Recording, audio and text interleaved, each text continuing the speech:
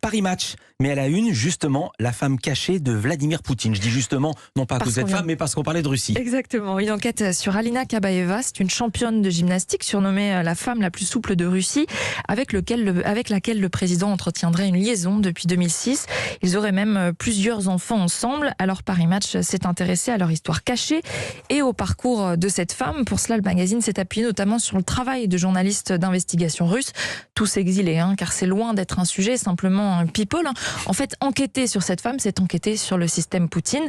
Paris Match parle d'elle comme une pièce maîtresse de l'échiquier du président russe.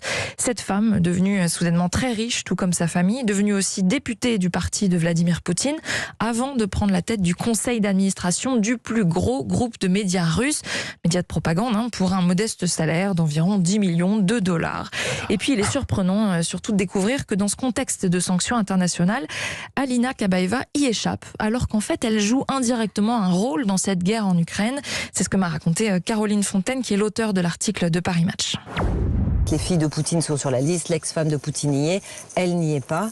Et d'après le Wall Street Journal qui cite des sources officielles américaines, elle n'y est pas parce qu'ils ont eu peur que Poutine le prenne trop personnellement.